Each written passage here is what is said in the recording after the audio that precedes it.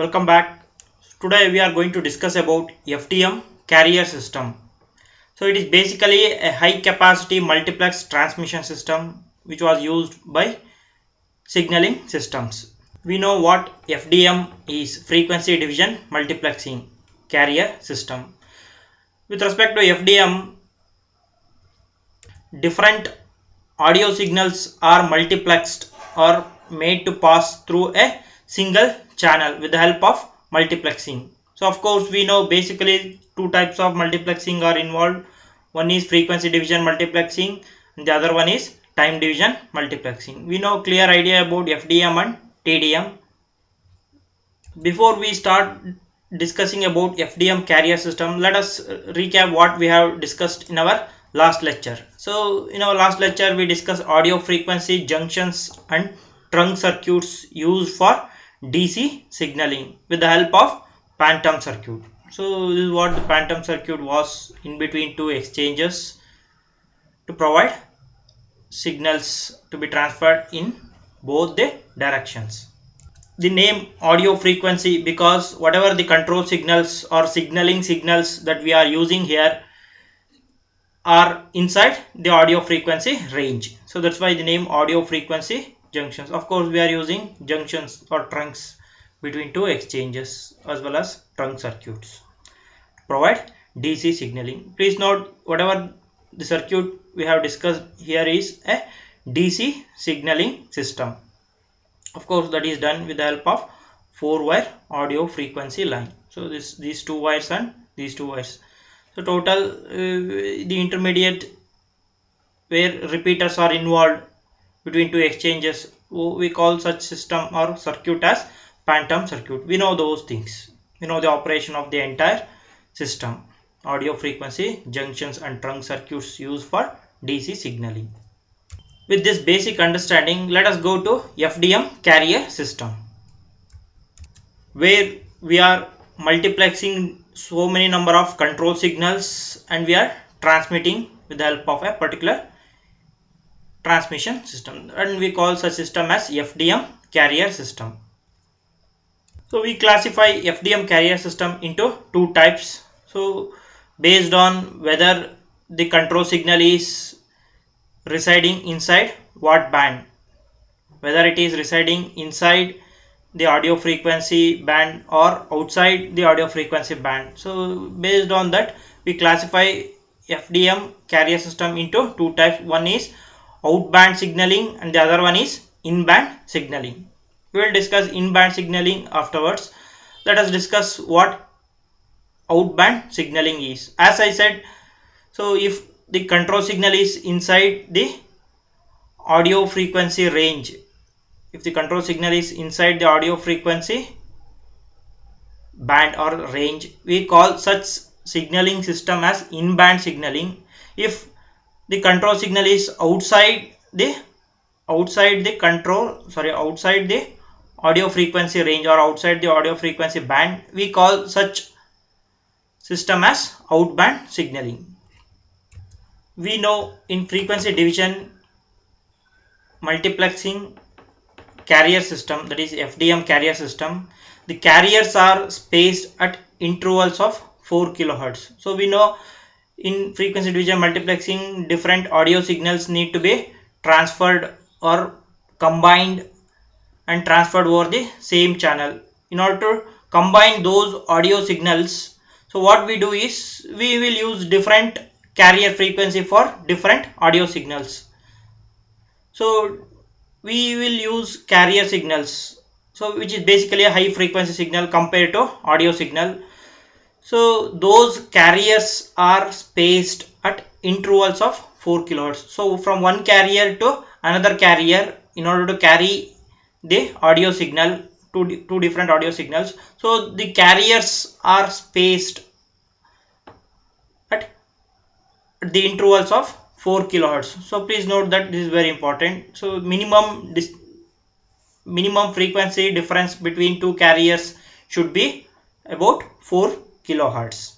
And of course we know the audio signals or speech signals baseband varies from 300 Hz to 3.4 kilohertz. So whatever we speak about audio signals, so those are the speech signals or voice signals resides inside this band.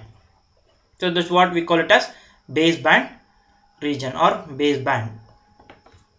So please note that we have to transmit carrier signal along with the speech signal. Not only that, in order to provide signaling, we have to insert a narrow band signaling signal also. We have to insert a narrow band signaling signal. Of course, the signaling signal will be of particular frequency signal, something like a carrier signal, but the frequency of the signaling signal will be somewhat different from the carrier signal. So in order to insert this narrow band signaling signal into our speech signal as well as into our carrier signal, so what we have to make use is, or this is made possible by making use of channel filters. So generally band pass filters are used with a sharp cutoff. So if we are providing sharp cutoff band pass filters, then only we were able to insert only that particular signaling signal so easily. So that's why we have to make use of narrow band pass filter with a sharp cutoff. Of course, if it is narrow band, it is understood. It is going to be a sharp cutoff band pass filter. And please note, we are going to insert this signaling signal just above the speech band. As I said, the speech band or base band will be from 300 to 3.4 kilohertz. So what we are doing is we are inserting the signaling signal or control signal within this band, and we call within this band means above this speech band, that is from 3.4 kilohertz to 4 kilohertz, and we call this band as narrowband signaling channel band. Narrowband signaling channel band, or you can call this as narrowband signaling channel also. So generally the signaling or signal frequencies of 3.7 kilohertz and or 3.85 or 825 kilohertz will be used for control signals, that is for signaling. Since whatever the signal frequencies or control signal frequencies used is 3.7 or 3.85 kilohertz, which is above this band, above this speech band or base band, we are going to call our signaling system as outband signaling, since it is out of this band which is used for speech band. So that's why we call this signaling system as outband signaling system. Of course, if we were using our control signal to be residing inside this band, we might have called this as in-band signaling system. Of course, we will discuss that later. But right now we are dealing with outband signaling system, where we are inserting our control signal outside this speech band, that is from 3.4 kilohertz to 4 kilohertz. So this is how our outband signaling system would look like. We know that this outband signaling system should support bidirectional data transmission. So this is one direction of data signal transmission, and the opposite direction also we are able to send information from one exchange to the another exchange. Between or in between we will be having line circuit. Generally we make use of 4-wire FDM circuit. So whatever the circuit or trunks or servers we use between two exchanges, so they are going to support our FDM carrier system. So that's why the name 4-wire FDM circuit is used. We know this outband signaling system is available inside a switching exchange or local exchange. You can consider this outband signaling system is available inside our switching system.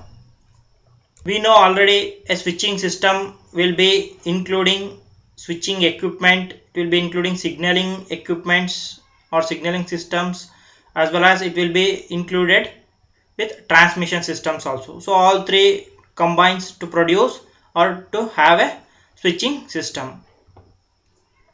Of course, we know the exchange will forward the audio signals to the end user customers. So similarly on the other end, that is terminating exchange, also forward the audio signals to the called customer.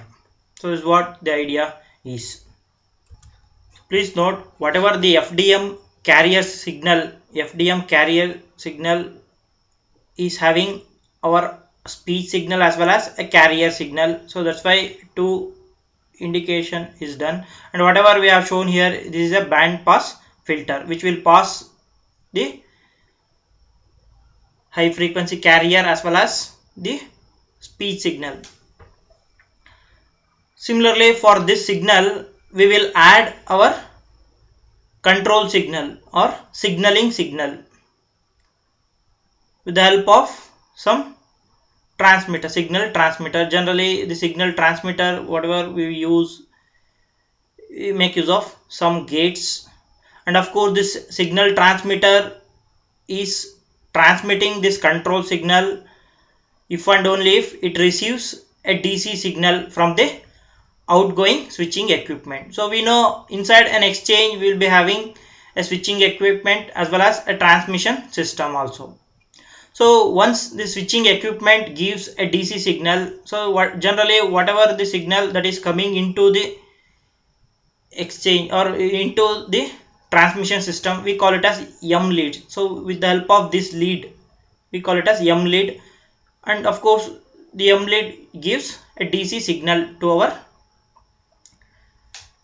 transmission system. This is what the transmission system is. That's why we call it as outgoing transmission terminal. Once this transmission system receives a DC signal from the switching equipment, so it will add this control signal to the whatever the signal that is coming from the customer end. So once we have added the signal, that is control signal, so that control signal is shown here. So along with carrier and speech signal, we are having our control signal also. So that is being transferred over the transmission line or through the channel or through certain circuits.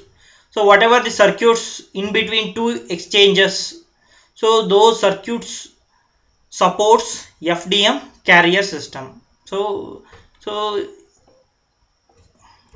it means that whatever the FDM signal we were transmitting from the exchange end, so all those signals must be forwarded or supported for transmission through this intermediate circuits, or generally we use 4-way FDM circuits. So once that signal is given to the terminating exchange, this is what the terminating exchange is. So at that end also we make use of a band pass filter which will pass carrier frequency, speech frequency as well as control frequency, and then we will extract this control signal. We will extract this control signal with the help of a band pass, narrow band pass filter which is operating at 3.825 kilohertz or 3825 hertz. So once the carrier frequency, the control signal or signaling signal is received by the signal receiver, it will send a DC signal to its switching equipment. So in the form of E signal or in the form of E wire, we call it as E wire or E leads. Please note there are two types of leads, M lead and E lead. So through M lead, DC signal will be inputted into our transmission system, and from the receiving system we will give signal to switching equipment with the help of E leads, of course both being DC signals only. With the reception of this DC signal, so the terminating exchange or its switching equipments starts operating in the desired manner. Of course, once this control signal is removed, we will forward the carrier as well as the speech signal into the end user or to the customer, or CPE, customer premise equipment like telephone or fax, through this particular exchange. And in order to provide synchronization between two exchanges, so generally we make use of an AC signal between transmitter end of this exchange and the receiving end of this exchange. So an AC signal will be used to provide synchronization between two exchanges. So whatever the functions that are used in transmitting signal or speech signal or FDM signal from one exchange to the other exchange in one direction, similar type of operations will be performed in the opposite direction also. So here also speech and the carrier will be incoming, and we will add a control signal with the help of signal transmitter, and then that is passed through FDM circuit, that is 4-wire FDM circuit, and then the carrier control signal will be removed and a particular DC signal will be given to switching equipment. And of course, and later we will send this carrier as well as speech signal into our end user or to the customer. Once we are dealing with the opposite direction of data or information transmission, so this becomes the outgoing transmission terminal, and this is going to become the incoming transmission terminal. Generally, if the distance between two exchanges is too large, in between or inside this FDM circuit, we need to make use of so many number of routers or repeaters. Instead of using, we have to make use of repeaters between two exchanges if the distance between two exchanges is very large. And of course, those repeaters should support the transfer of the carrier control along with the speech signal. Of course, they also produce similar type of DC signals, and those signals will be used for the operation of those repeaters for repeater operation. So whatever the repeaters we are using in between, so they have to support FDM carrier system. Sometimes the entire signaling system is called as E&M wire signaling. Sometimes we call this outband signaling system also as E&M wire signaling, because the signaling system is operating with the help of, or if and only if, this E wire signal as well as M wire signal is given for this signaling system. So that's why sometimes we call it as E and M wire signaling also. So this E and M wire signaling is widely used in North America, not only for outband signaling but also for in-band signaling systems also. Of course, we will discuss what in-band signaling system is in more detail in our next class. As I said before, in order to use outband signaling system successfully in our telecommunication network, so all routes, whatever the routes we are through, whichever the routes we are passing our information signal, so those routes must use FDM carrier system. So they should support FDM signal transmission with built-in outband signaling. So all routes must support FDM carrier system if and only if they are or repeaters, routers, if they are having built-in outband signaling. So then only we are able to have outband signaling system to be successful inside our telecommunication network. So but in practice, we may find a route with audio frequency transmission only. That means that particular route is able to transfer signals from 300 Hz to 3.4 kHz, not the control signals. So that is what a carrier system not equipped with outband signaling. So if